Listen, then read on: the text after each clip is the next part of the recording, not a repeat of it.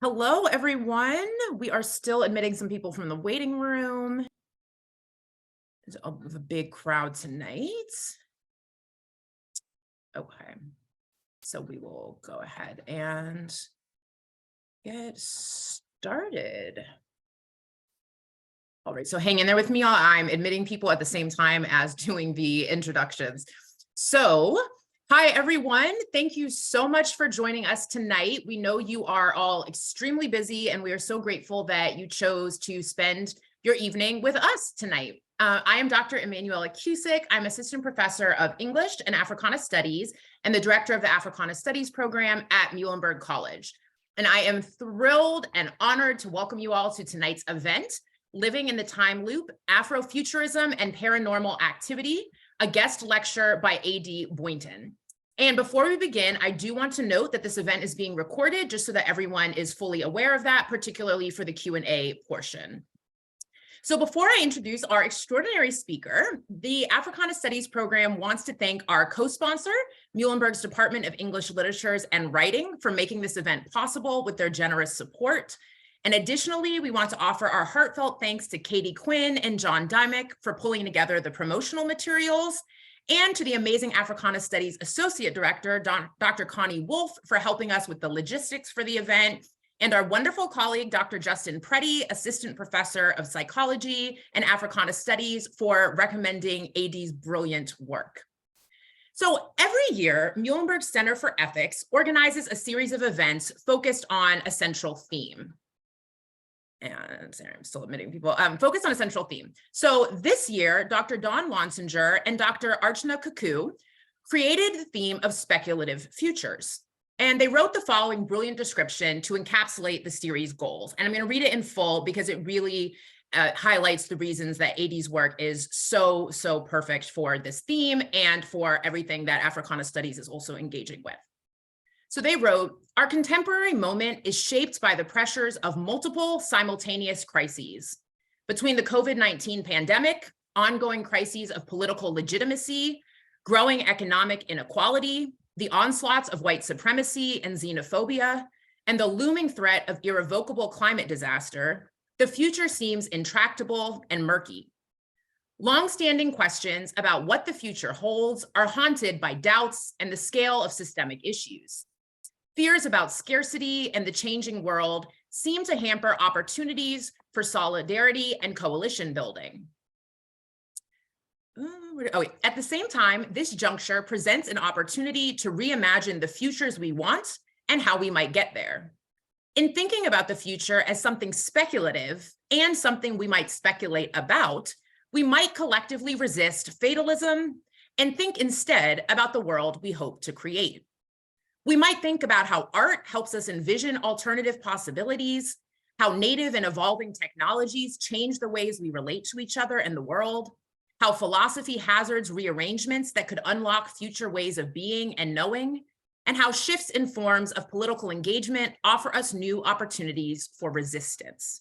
So as I said, that is the brilliant description that Dr. Lonsinger and Dr. Kaku put together about speculative futures. So when Dr. Preddy heard about this theme, he immediately reached out to me to tell me about AD's work, and I could not be more grateful because the scholarship AD has created fits perfectly, as I said, into both this theme and into one of the central goals of Muhlenberg's Africana Studies program, which is intertwining scholarship and activism to create an equitable world. So as we move into that transformative work that AD is doing, I do want to note that tonight's event will touch on difficult topics, including racism and racialized violence, which can be deeply difficult to grapple with. I want to recognize that all of your feelings are valid and to encourage everyone to practice the self-care methods following the event that give you the space and time you need to process difficult topics such as these. So following AD's talk, there will be time for a Q&A portion, and I want to ensure that for that portion, we all keep in mind our community guidelines for conversation, which are that we will all be respectful and no hateful comments will be tolerated. This event is meant to create a welcoming, supportive, and encouraging space for every single one of us, and the way we can ensure that we create that space successfully is to all commit to doing our part to adhere to those guidelines this evening and always. So now, for the reason you all are here, which is not to hear me read this introduction, it is for our brilliant guest, I am thrilled to formally introduce our guest of honor, A.D. Boynton II, so fancy with a second, who is clearly beloved and renowned because over 200 people registered and emailed to come out to this event, which is at 7 p.m. on a weeknight at the end of the semester. So AD's presence alone and your presence here today is a testament to the extraordinary work that AD has done and the impact of their scholarship and presence on so many lives. So AD Boynton, who uses he, they pronouns, is a Black queer scholar. They are a teacher and writer from Columbus, Georgia, a doctoral candidate in the Department of English at the University of Kansas. Boynton's scholarly work attends to the areas of Afrofuturism, gender and queer theory, and politics of representation in the United States popular culture. Additionally, AD is an editor for the Journal of Science Fiction and has writing published in the College Language Association Journal, the South Atlantic Journal, and several online public platforms. They recently published a chapbook entitled Witness, which is a cycle of poetry commissioned by the Spencer Museum of Art, which is a big deal. They are currently writing their dissertation, Abiding Apparitions, Ghosts in the Black South, a multidisciplinary study of hauntings in Black Southern cultural history and speculative fiction, as well as a memoir on masculinity, softness, and grief. So basically, they do everything and they do it all so well. So AD, thank you for being with us tonight. We are beyond honored and excited to have you here, if you couldn't tell from my interjections in the introduction. And it is my great, great pleasure to hand you the floor for the evening. Thanks for being with us. Dr. Kuzik, thank you so much for that warm introduction and the consistent warmness of the Muhlenberg community, as well as those of you who are joining us this evening. I'm going to do what we do in Zoom University and share my screen.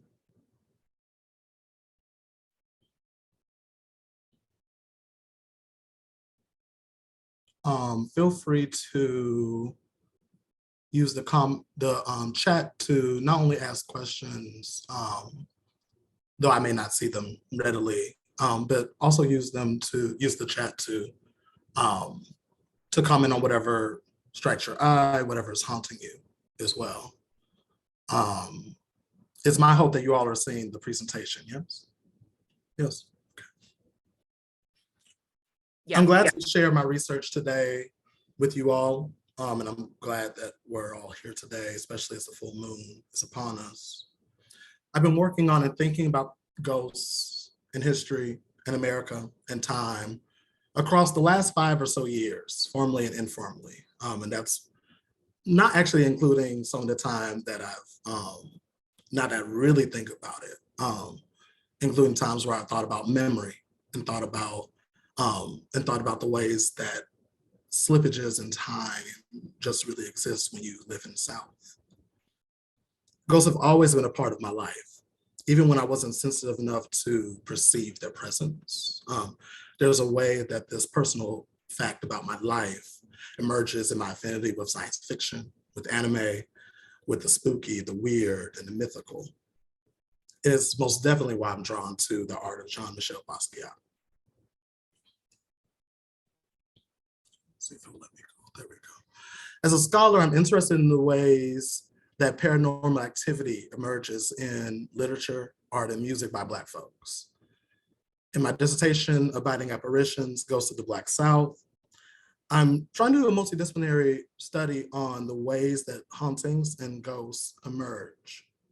My project asserts that because of the ways institutional racism deals death again and again, Black people are haunted by dehumanizing forces across generations that distort our relationship to time, to space, and ourselves.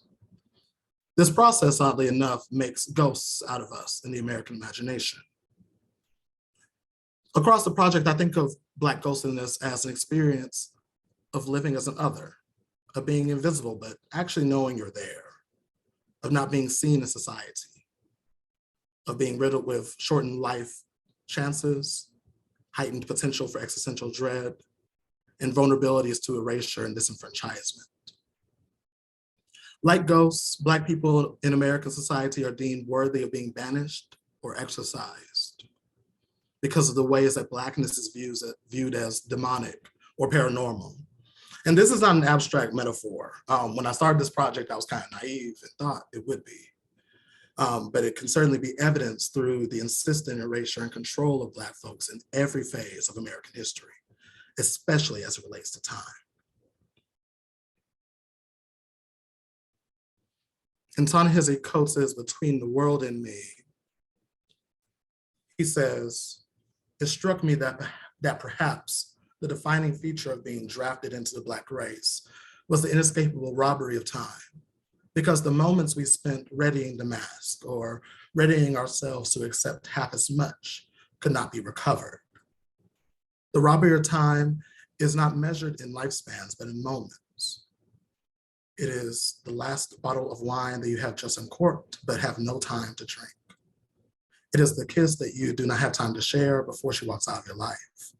It's the wrath of second chances for them and 23-hour days for us. I originally didn't intend on writing or thinking so much about time, but to the point of Dr. Cusick's quote, I think the nature of the pandemic and even just dissertation writing, countless months of staying in place and recognizing how history was repeating itself, and this kind of severance from the normal or from life before the pandemic, before the coronavirus. I think it could inspire anyone to think a lot about time or the past. And then when you mix in hauntings and ghosts and racism and history in the Black South and Afrofuturism, I think there's a way that time travel is inevitable. Indeed, there is, in the words of Isaiah Lavender, a Black utopian impulse that drives this project. Throughout, I find myself wanting to, quote, clarify exactly how the web of Black consciousness operates across time. And at the same time, and coincidentally with regard to place, I, as a Southerner, cannot help but to think about really this quote that's been staying with me for the last few weeks from, shout out to Dr. Regina Bradley. I don't know if she's in the room, but she said that Southerners move through the world with one foot and eye in the past and the other foot and eye in the future. So it's with that in mind that space and time are words that I'll use today to describe some parallels between the paranormal and time and this Black speculative imagination, often known as Afrofuturism. I'm interested in the paranormality of time in America and the anti-Blackness of it and Black folks' relationships to it. Time as it is constructed in our society is a speculative fiction, and it's designed to keep Black people from living full lives. It's designed to make us into ghosts. And there are often ways that we, through speculation, through futurism, discern ourselves in and out of these hauntings.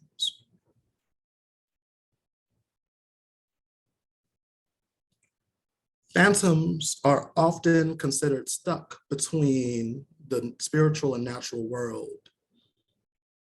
They're living doubled lives and double consciousnesses, projections from the past that find themselves into the present. They haunt places of great trauma or death. They can become bound to buildings or to other fixed zones. This is often how you get a haunted house. And in some tales, ghosts are unable to stray too far away from an object, especially if they're bound by witchcraft or by some notorious crime. The container or the Horcrux has to be broken or reshaped or redefined in order to free the ghost from its hold. And in the Black South, and in many West African cultures, bottle trees are traditionally placed in one's front yard or garden to ward off and catch evil spirits. It's said that the beauty of the blue glass that adorn the trees are said to attract and trap unwanted spirits, and the sunlight that could shine through them would exorcise it. There's something about killing a ghost that makes it necessary to capture and ensnare it.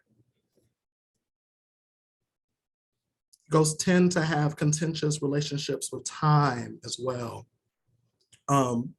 In Mules and Men by Zora Hurston, she writes that in quite a few Southern lores, there's a rule that abides with various ghosts that they may visit, quote unquote, their former homes every night at 12 o'clock.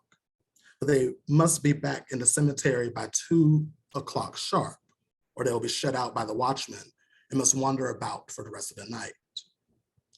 Ghosts could only travel within certain time parameters or risk various consequences of being shut out, or being displaced. Spirits too might involuntarily experience times from the past. They may be tortured with the paradox of reliving their deaths, and they could be stuck living in a time loop that is endless.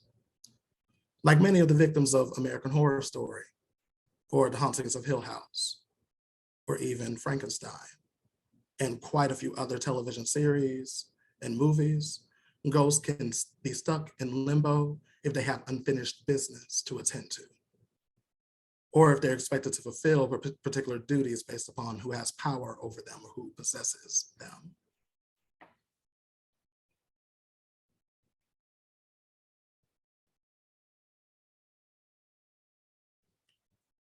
Just as ghosts might experience time and space in flux, Black people under the tyranny of white supremacy experience a range of distorted relations to time and space.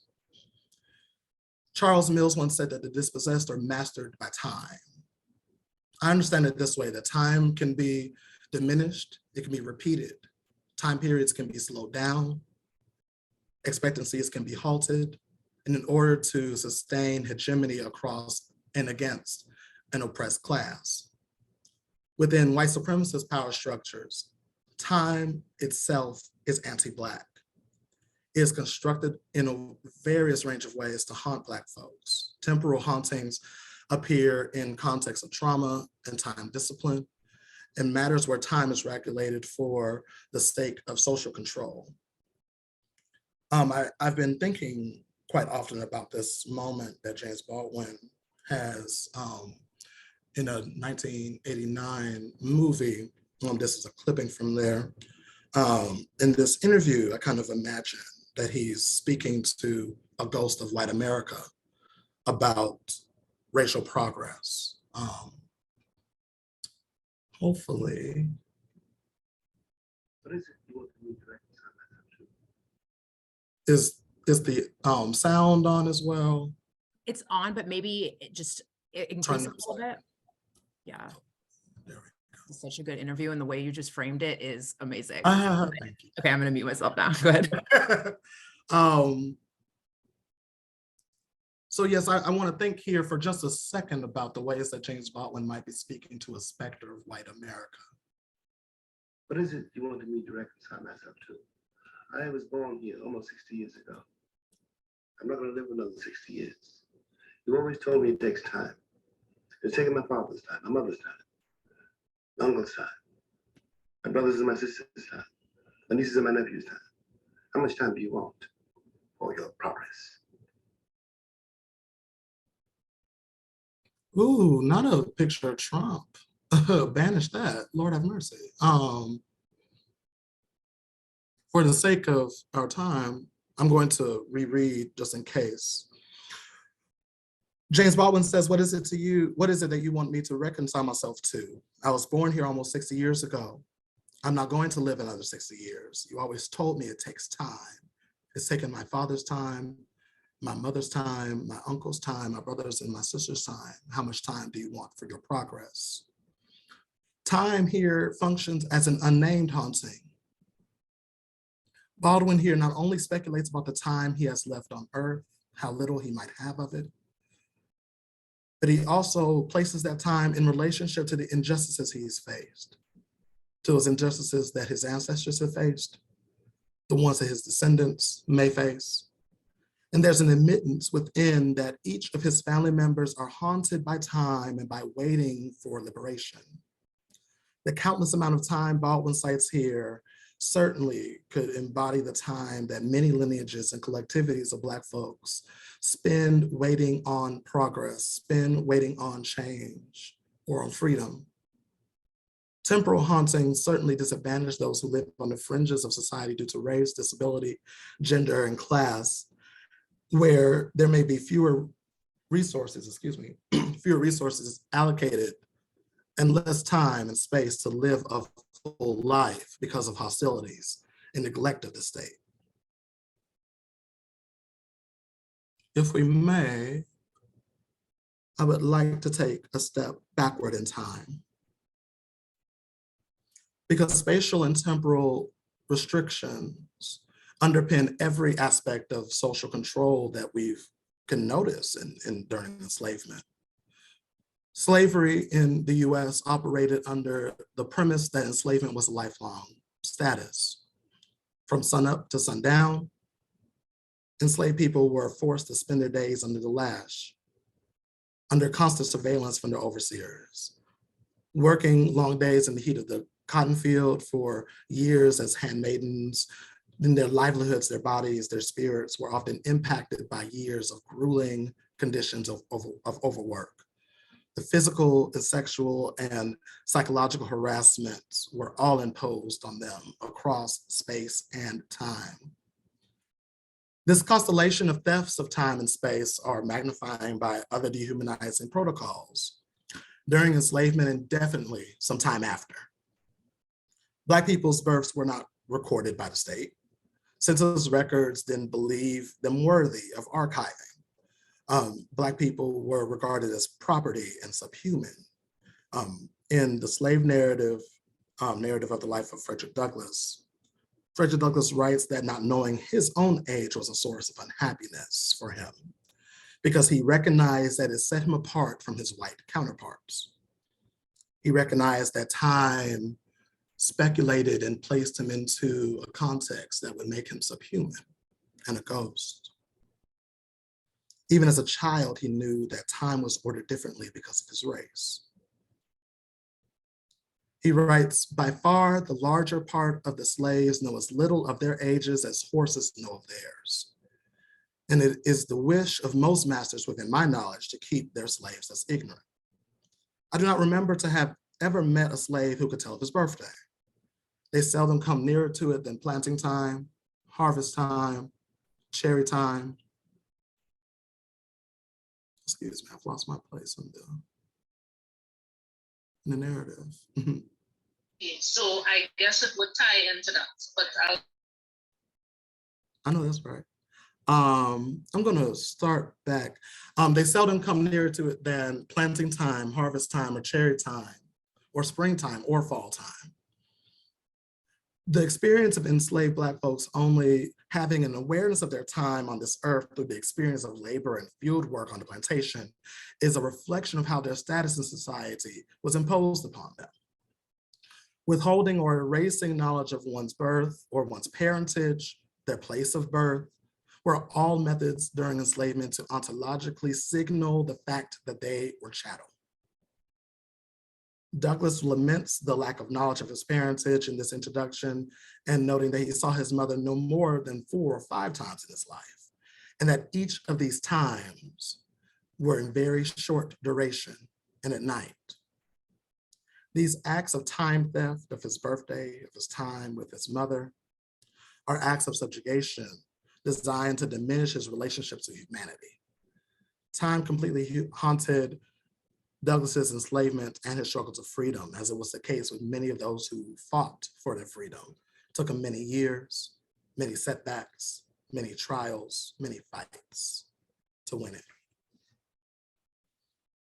It's because of enslavement's hold and its afterlife, and perhaps too the Gothic underpinnings of this project, that I want to consider briefly the plantation, a haunted house that makes real on spatial and temporal levels the possession of Black folks, because it haunts them through geographic enclosure and temporal theft, as well as dispossession, the kind of outright dismissal of their humanity and their cultural heritage. The plantation was a place where Black folks' time, mobility, and occupation of space was fully regulated. There was a kind of paranormal way in which Black folks were expected to remain for all of their days, no matter how long or short, generation after generation within the borders of the plantation. The interminability of time, of one's own status of enslavement, as it was connected to their maternal lineage, completely othered them. Enslaved Black folks were only valued in relation to and could take up space in limited portions within their service to a routine on the plantation. They were not allowed to take up space on their own terms or with dignity, with leisure. They were often expected to live in close proximity to their captors or in cramped, unlivable quarters. They weren't given time or space to commune with each other on the plantation. There was no freedom of assembly. Spiritual gatherings were thought to be demonic or backward. Community building and collective strategizing had to be done sparsely or in secret, under the cover of night and in code. Enslaved folks could not travel out the plantation on their own without the expressed or written permission from their master. Displacement too was common for folks caught in the slave trade, as they could be sold off or contracted out for a range of reasons for any amount of time without explanation. And they could be bound to another plantation or slaveholding family. Practices like these certainly stole time away from loved ones, prevented parents from caring for their children. And one's economic value was also time sensitive and reliant on biological factors like age or fertility. Time and space on the plantation were used to seize total control of enslaved people. And even more harsh punishments would befall those who would live outside of those bounds. Deviance was projected onto them in ways that I think of ghostly, because they would immediately mean social and mortal death. Black folks who tried to escape plantations would be held hostage and perhaps would be met with pathologization. Runaways, quote unquote, were deemed victims of drapetomania, as coined by Dr. Samuel Cartwright, who believed that Black people's rightful place was on the plantation in subservience to white people.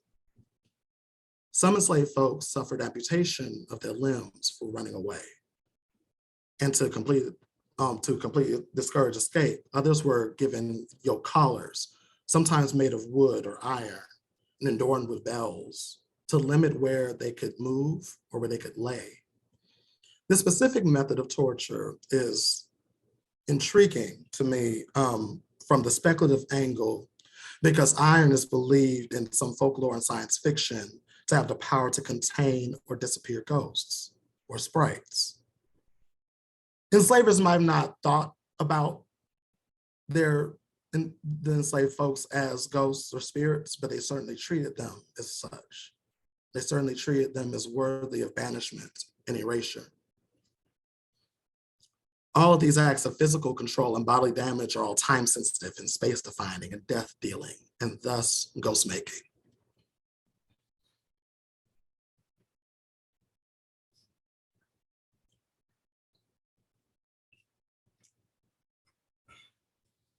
In terms of spatial antagonisms of expulsion, we can definitely see this in the hardening of the color line in Jim Crow. Racially designated entrances and seating in public places like buses and restaurants made occupying desirable spaces impossible. Events of geographic or spatial enclosure contextualized much of Black folks' relationships to migration and living in various parts of America during and after enslavement. Not in the South, but it's just interesting how the South kind of gets pinged with this, but this also happens. In Oregon, racial exclusion laws from the 1840s prohibited Black folks to live and settle within its borders for nearly 100 years. Oregon is not an exception to this because it's actually across America, where we can see in cities like Atlanta, Dallas, Baltimore, St. Louis, Philadelphia, Kansas City, where racial zoning laws completely change, have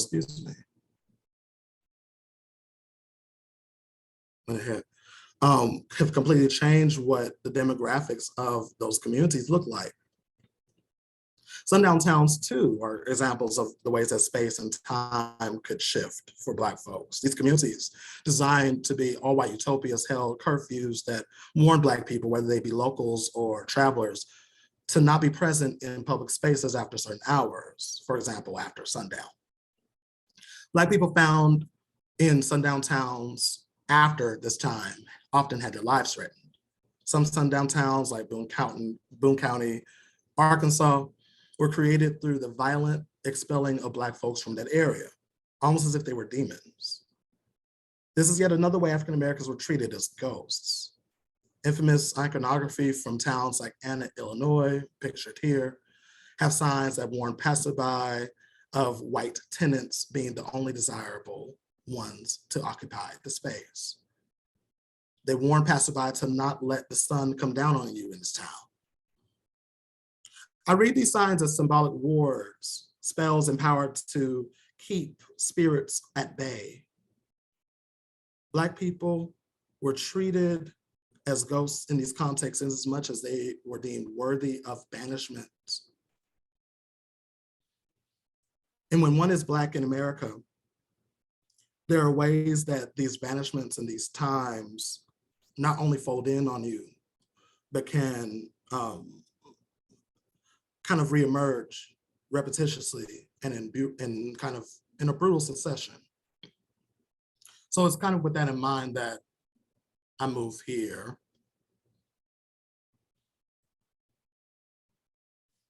Certainly to a story that haunted me in my growing up in the Deep South as a Black queer fat boy.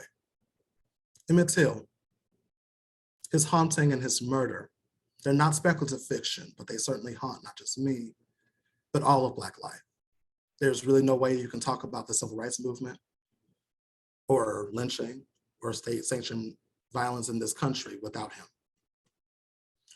I'm going to recount the story here, not for the sake of re-traumatization or re-dramatization, but in the fact that storytelling is one of the ways that we will find honesty and truth in this. Emmett Till in the summer of 1955 was visiting his family in Money, Mississippi, all the way from Chicago. While downtown, he and his cousins visited Bryant's grocery store and meat market. Rumors hover over what interactions took place therein. It has been said that Till whistled at one of the owners, a white woman named Carolyn Bryant. It's also been said that Till had a speech impediment that had been misrepresented as a whistle. Carolyn told her husband after said encounters, Roy Bryant, that Till had made sexual advances toward her, reflecting the kind of haunted, stereotypical narrative of Black males as rapists that often contextualize stories of lynching. Bryant and his half-brother, J.W. Millam, on the night of August 28th, kidnapped Till, took him to a nearby barn, beat and murdered him, and then they affixed a 75-pound metal fan to his neck and threw him into the Tallahatchie River. Though not exactly about ghosts, this practice of affixing metal to someone and drowning them, it was actually quite consistent in the 17th century during the Salem witch trials to execute those who were thought to be ominous or evil. There's quite a bit of material that comes out of this story that kind of resonates in this project. There's a paranormal and honestly sick way that Till and his image and his memory repeatedly emerge in the public consciousness across the last 70 years. He's kind of repeatedly subjected to violence across this time. So here I want to kind of map out what this time has looked like. 3 days after his kidnapping, Till's body was found along the Tallahatchie shore. He was so badly beaten and already decomposing to the point of recognition beyond the ring on his finger. Upon viewing the body, Mamie Till, his mother, decided to have an open casket funeral. His funeral was peopled with thousands, tens of thousands in Chicago's South Side. And his body was on display in Robert's Temple of God for 5 days. David Jackson's photographs of Mamie mourning her son in Till's face are placed here for just a moment. The kind of bodily distortion witnessed in person and then later through the photographic, and even here in this presentation, have a haunted presence. The lasting power of these images are just one of the ways that Till in public memory, and even from my analysis, exists as a dispossessed subject who has to kind of live a life in death several times over and over again. Time stretches out the injustices after his death so long beyond it. 3 weeks after his murder, Brian and Millen were acquitted by an all-white jury, only to admit to the murder in Look magazine a year later, protected by double jeopardy. In an interview with Timothy Tyson in 2008, over 50 years after the murder, Carolyn Bryan confessed that she fabricated the entire story. Within the last several years, historical markers dedicated to Till across the Greenwood area in Mississippi Delta have been vandalized as if for sport. And as many of you know, just last week, Carolyn Bryan died.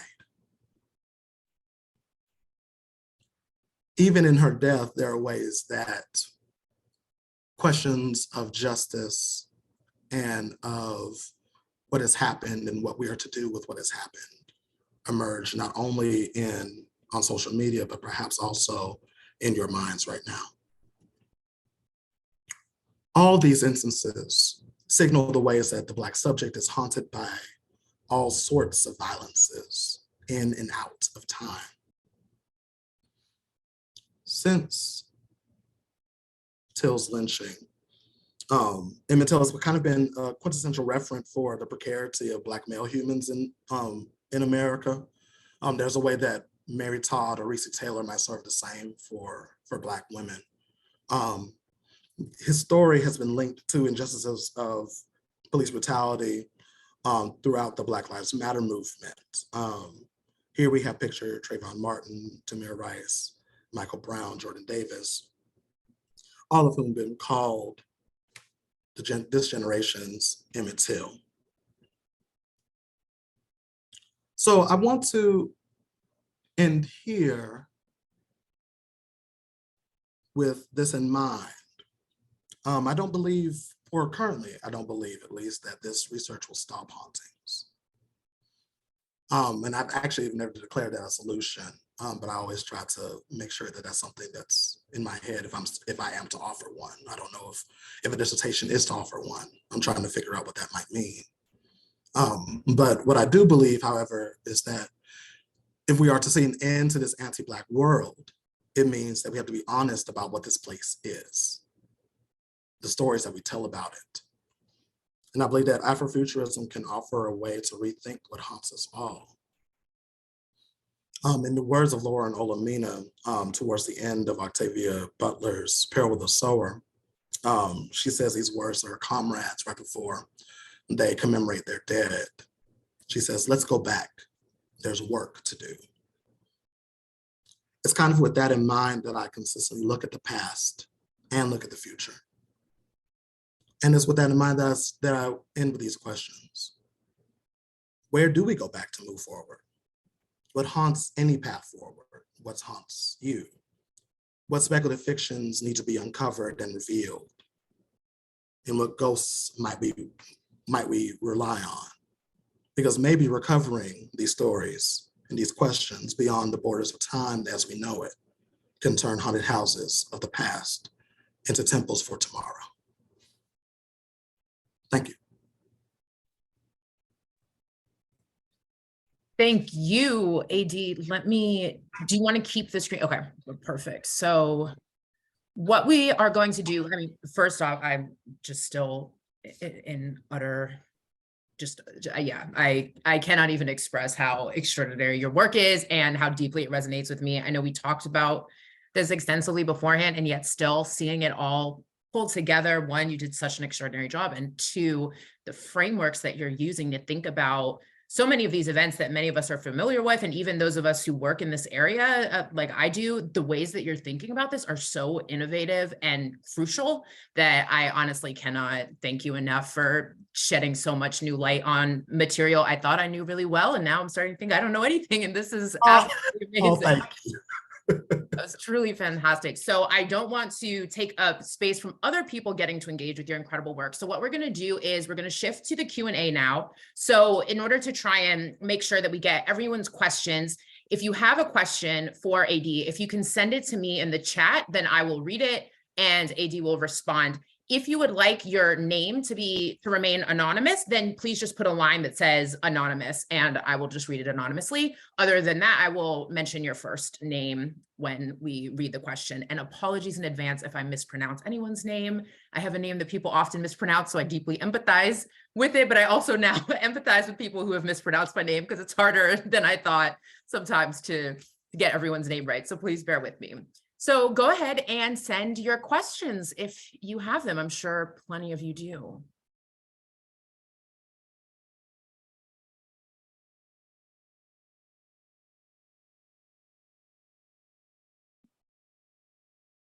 Who wants to start us off?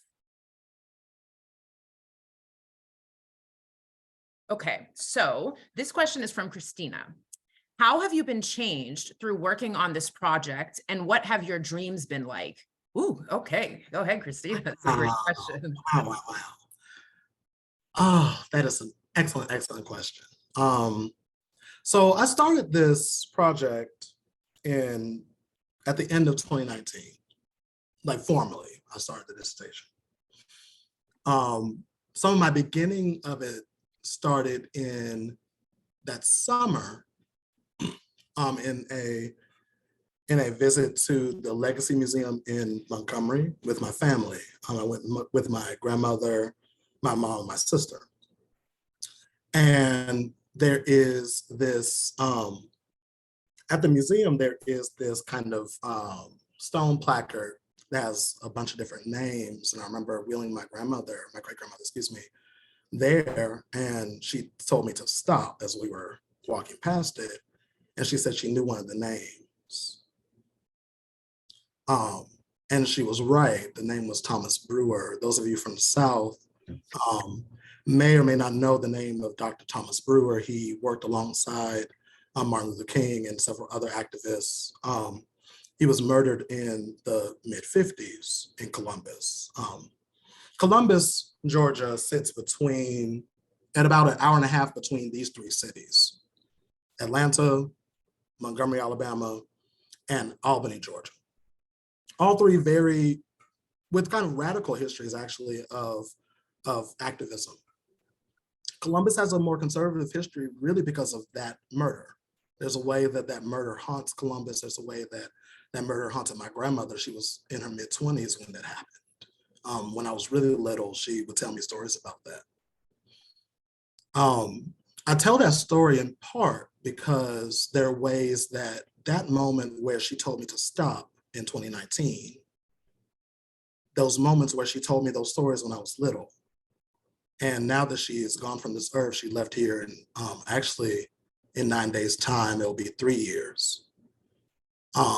There are ways that those stories haunt me, certainly, but there are ways that my dreams, I think to your question about dreams, there are ways that, ghosts definitely show up.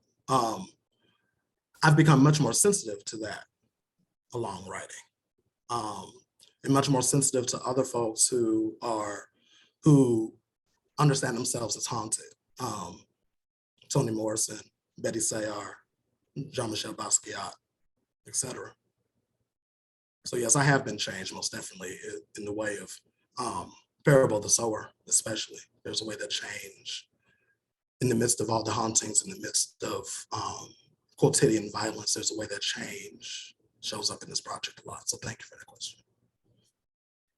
Wonderful, thank you. Okay, so I'm gonna briefly read the names that I have in order just so that everyone knows I've gotten your questions, because some of them are coming into the everyone chat and some of them are coming in just to me. So I wanna make sure you all know. So we have Corwin, then we have, let me scroll because I can't read my own handwriting. So we have Corwin, then we have Peyton, we have Anna, Danny, Beauty, Brian, and then we have Amber and Saoirse. Okay, so we've got so many people are engaged with your work. So let me scroll up, and starting with Corwin. I am curious about how or if there is space for the hauntings of those who, quote, chose the sea, or those who, like Beloved, are a precursor or perhaps an intimation of the haunt to come. That's a beautifully phrased question. Yes, thank you, Coral, for that question. Yes, there are certainly aquatic hauntings in the project. One of the chapters is particularly about water and the ways that that water show up as a dispossessive state. The line that's been kind of cycling in my head about Beloved is there's a line where she says, "I've come from a long, long, long, long away." And I've always wondered why Beloved uses the four belongs. And it makes me think of the fact that there are 4,000 miles between the shores of Africa and the Mid-Americas. There are ways that four continents across the transatlantic slave trade kind of contextualize that anti-Black violence. So yes, there are ways that water definitely emerges in the project. Excellent. Okay, so then we have one of my students, Peyton. So have you been ghost hunting or been to haunted spaces yourself? What is your opinion on the commercialization of ghost hunting through content creators on YouTube and other social media sites? We have good students. Such a good question. I want to visit some haunted places.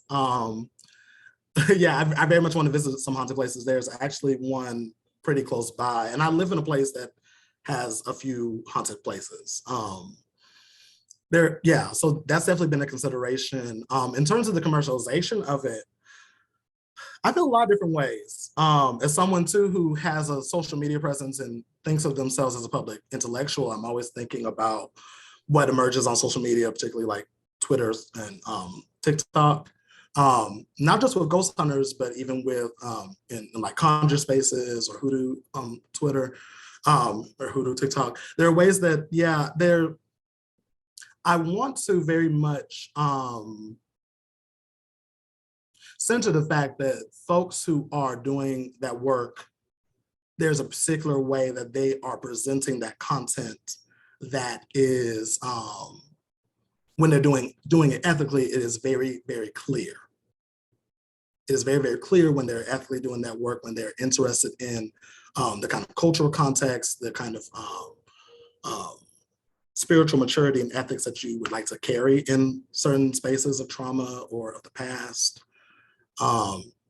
And we outright know that TikTok is a space where co-optation kind of just runs rampant. So what I do hope is that folks who are posting things are not just taking care in what they're posting and in the kind of information that they're sharing, but also taking care for themselves for a bunch of different reasons. Absolutely. I'm trying to both process the brilliant answers at the same time as making sure I get everyone's questions, but I keep getting caught up in soaking in everything you're saying. Okay. So the next question is from Anna, who said, can you talk a bit about the process, the move from theorizing these topics and observations as metaphor to where you are now? Wonderful question.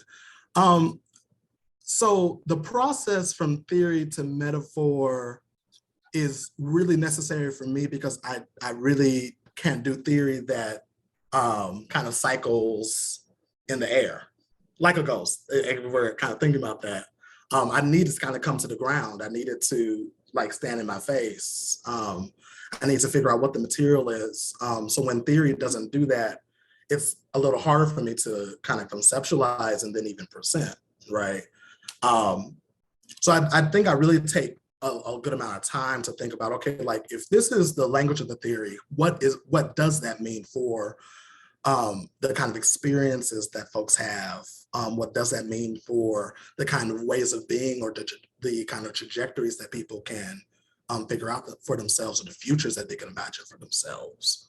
So I think it's always about that theory. I really need theory to do something. Yeah, the merging of praxis and theory. I mean, yeah, absolutely. So just so that people know, an update on the queue, we have Danny, Beauty, Rinjuli, Amber, Sirsha, Crystal, and Geo. So keep them coming, y'all. These are fantastic questions too. My goodness, inspired by your fantastic talk. So Danny says, aspiring gothicist here. I would love to know a bit more about how the Gothic figures into your research. It was mentioned once or twice, Gothic underpinnings. So how does the Gothic inform your framework?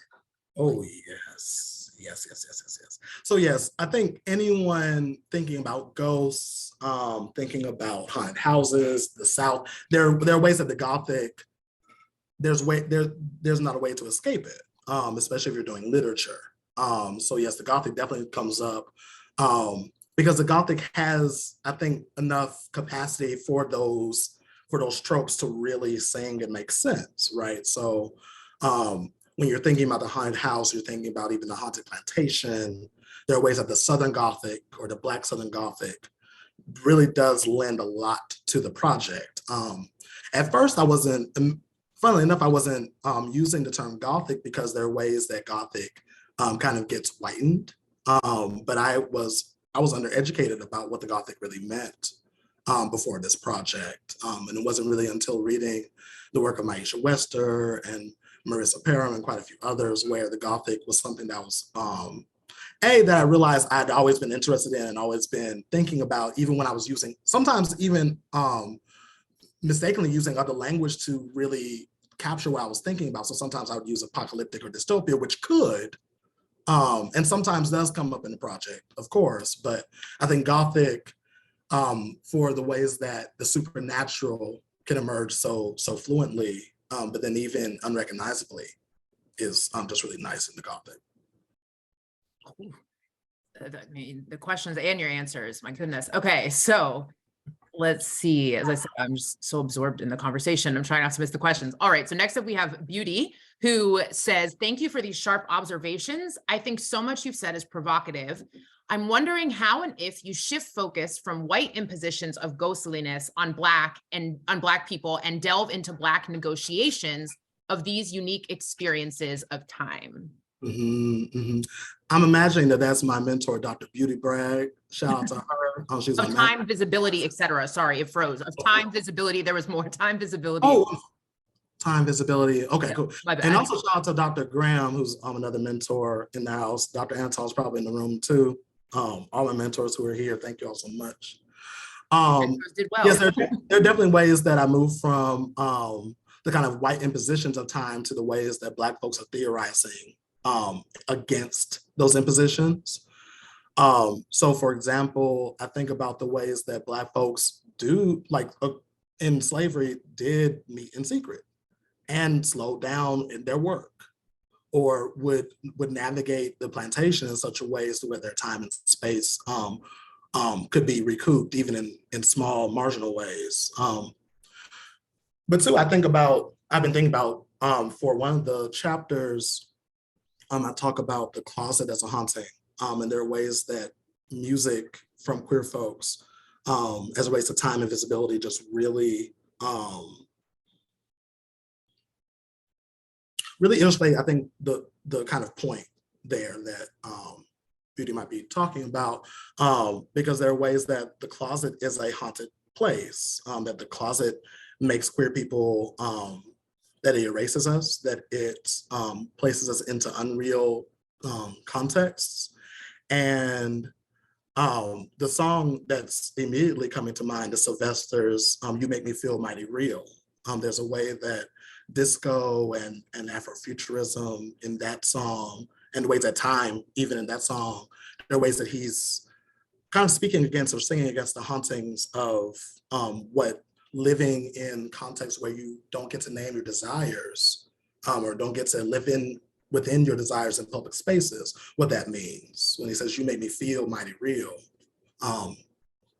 So that's something that's been coming to mind too. Ooh, the closet as a haunted space. My notes are just full. So, how do you come up with these quotes just on this? Amazing. Well, okay. So I mean, it's very rare that someone is as eloquent off the cuff as they are in writing, and yet thank you. Your mentors, I'm sure, are very proud. Okay, so next we have Rin Julie, who says, first, thank you for this. So we have first, thank you for this gift, which, yeah, perfect way to phrase this. My question is there anything really profound you found in your research that you didn't get to touch on tonight? Oh, thank you. The very first slide, I'll share my screen again for the sake of memory. When I first started this project, I really, I wanted it to be multidisciplinary. And I knew that I would not only be talking about novels, but I think because of the nature of the pandemic, I became really interested in not just like reading so much more heavily and listening to different kinds of music, which is how Sylvester kind of came up in the project, but even artists who reference ghosts in their work. Jean-Michel Basquiat, this is flexible by him. There's a way that those like loops kind of signal the time loop that I wanted to signal here, but this isn't the only piece by him that focuses skulls or ghosts.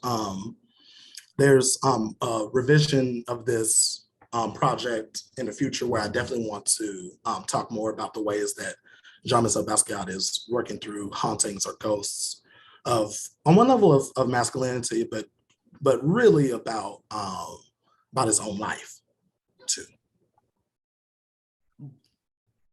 Okay, wonderful. So we have, let me check. All right. So we have Amber, Saoirse, Crystal, and Geo, and then we will be out of time. And these questions are fantastic. Oh my goodness. Okay. What'd you say? I'll try to answer them quickly, yeah. Oh, I think if you are okay with staying a little over, I think you're good. I just want to make sure you're not overextended. Okay. All right. So thank you for your generosity with your time. I really appreciate it. Oh, yes. All of these questions are a reflection of how just engaging and provocative your talk was. Okay. So Amber says, hey, exclamation point. Will you come home to Columbus and speak about Afrofuturism and paranormal activity? Hey, yeah, I would do that. I would do that. Yeah, I would. Perfect. So we've got other gigs lined up. Okay. So now, excellent, excellent. All right. So now we have another one of our brilliant students, Saoirse, who says, understanding that relief from the past must come from visions of the future. Do you think we have to move beyond those events from the past? And do you think that if we were to approach the hopes that Afrofuturism offers, these events from the past would still haunt Black populations? Yeah.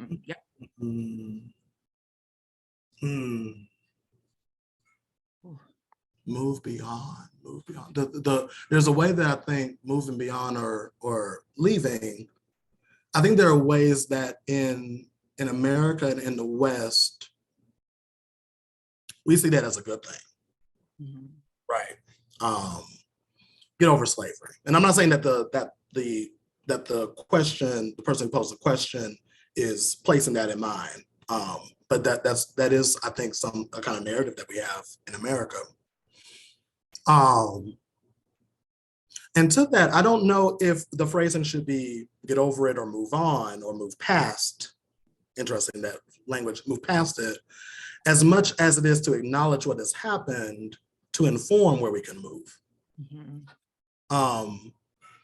I'm hesitant around the language of moving on and moving past because it is, I think, just so, what's the word? I think it's quite normal for us to move on, right? I think it's quite normal for us to not pay attention, to not sit with the thing. And I think sitting with the thing doesn't necessarily mean that you are being bogged down by the past too. I think there are ways that the past can inform what we're doing and help us push us forward. Yeah, and I think the second part of the question, I think part of what she's getting at, where she asked about the hopes of Afrofuturism, I think part of which I think, do you think that using Afrofuturism maybe at the center point of how we think about the past, what sort of new possibilities might that offer? Oh yeah, I think there are ways that Afrofuturism helps us look at the past to look forward too, right? Like I think there are ways that without Afrofuturism, that looking back is not necessarily a failed attempt. I don't want to go that far necessarily, but I do think that there are ways that Afrofuturism allows us to recover and restory and refigure what those stories and what the past can mean too. Yeah, definitely. Absolutely. Okay. And now we have Crystal. And so then we have Crystal, Geo, and then one anonymous question to close this out. So from Crystal, we have, I'm trying to scroll back up. Okay. How might white and Western coloniality distort our collective understandings of ghosts and haunting? Mm-hmm. Could you say that one more time? Oh, sure. How Sure. might white and Western coloniality distort our collective understandings of ghosts and haunting? Mm. I think on one level, somewhat connected to this, I think that coloniality tells us to be afraid of hauntings, to be afraid of ghosts. And there's a way that this project, I think, forces you to embrace ghosts, even the ones that are ugly, even the ones that terrify you, particularly for someone who is Black.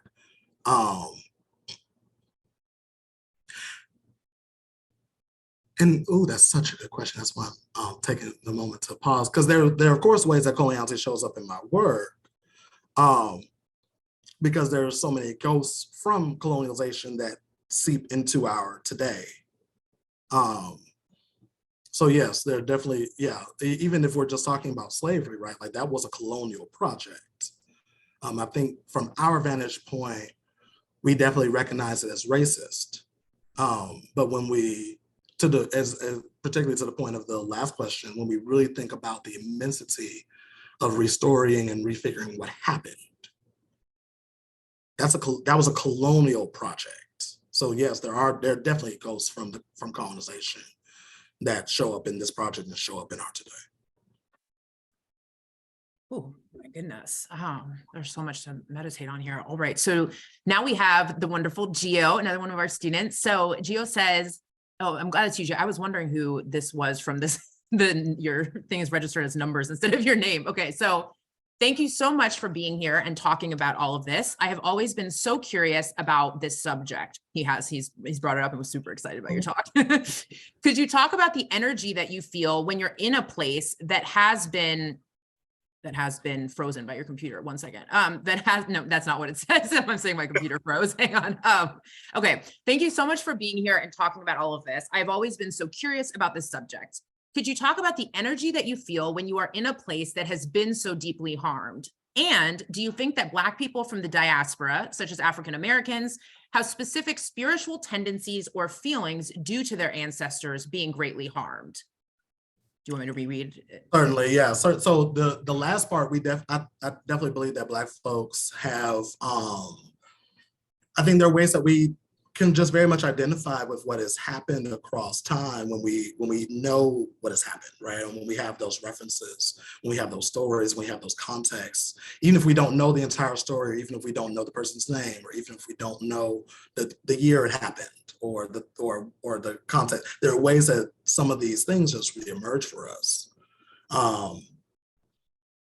So that last part took me, but yes, could you repeat the first part of the question? Absolutely. Yes. So the first part is, we have so many questions because this is so amazing. So I'm just scrolling. My poor little laptop can't handle all of the engagement. Okay, so 1 second. Yeah. All right. Okay. So the first part is, could you talk about the energy that you feel when you are in a place that has been so deeply harmed? Awesome, thank you. Yeah, the energy. So yeah, so like I said, I'm a person who is sensitive and intuitive, and I've learned to accept that. So yes, in these spaces, it's not just me as a scholar who is seeing and witnessing or recognizing the kind of depth of harm in some of these spaces. So like when I visited the Legacy Museum, or sometimes even when I'm just driving back home to Georgia, and recognizing what can happen within a geography or within a space. Yeah, there's a heaviness on the heart on one level. There are two ways that poetry and lines come to me and haunt me, perhaps. So yeah, there are ways that images can definitely pervade after their emergence as well, or after their initial emergence, I should say. Oh yeah, and that also raises so many questions, right? About thinking about how when you engage in work like this, how you can also practice self-care and protect our own mental health and protect ourselves from these hauntings, right? Yes, I was legitimately, and I don't know if my mom ended up signing in, but she definitely registered. Also, I saw it. We had a big conversation about after we visited that Legacy Museum I brought up earlier. We talked about just how exhausted, like energetically, we were after it. Like alongside the actual content of the museum, like just energetically speaking, those spaces can be quite draining for really, I think, for anyone who's paying attention, but particularly for Black folks. Which is why I really appreciate you pouring all your so much energy into this and gifting us, as someone said, with this this incredible talk, because I know that it's not that any labor is just scholarly labor, but on top of that, there's so much emotional weight that goes into this, and it really is a sacrifice to pour so much of your energy into that so that you can give it back to us, and we really appreciate it. So the last question is anonymous and says, could you please elaborate on how time loops may exist in Black hauntings today? And can you please elaborate on what other constructions of time may exist in either Black hauntings and or Afrofuturism? Okay. I think a primary time loop that I've been really sitting with is on one level the Emmett Till, like there's a way that story and its reemergence in popular culture and African American literature, there's a way that it comes up for me. That story, his face, and its connection, and its story's connection to our time, and especially I think the Black Lives Matter movement, because I came of age in the midst of that, right? I became honestly, my writing career blossomed in the midst of a lot of the Black Lives Matter movement, and reflecting on racial violence and reflecting on what consistently happens and what often happens to us. But two, another time loop that I've been sitting with is there's a way that the current pandemic, for folks who exist, particularly at the context of Blackness and disability and queerness, there are ways that this pandemic is really reminiscent of the AIDS crisis. So yeah, there are ways that time cycles in the real world all the time. In terms of Afrofuturism, I think there are quite a few ways that in literature, in music, and films that's illustrated. A movie I was thinking about today, and I kind of thought about referencing it, but I hadn't watched it in a minute, is See You Yesterday by Spike Lee. Yeah. There are quite a few time loops that happen in that film. For folks who haven't seen it, there's a young Black girl who is a bit of a genius as it relates to like mechanical engineering, if I'm not mistaken, and quantum physics. She's trying to build a time machine. She ends up having to build it to save her brother, who ends up getting shot down by a police officer. And there are several attempts to save his life. And in those attempts, as well as saving her friend's life, there are several attempts where time loops emerge. Yes, that is so, all of this is so resonant. And we just got one last comment that I want to read, because I think this is a perfect comment to end. So this is from your mom. Says, please let AD know that mom is here. I am peacock proud of his academic emergence. And those dark spaces give us reason to shed our light on the ghosts that haunt us. I love you, son. Oh, I love you too. And she's right. There are ways that within the dark places, within the haunted places, there's such ways that this project has blossomed.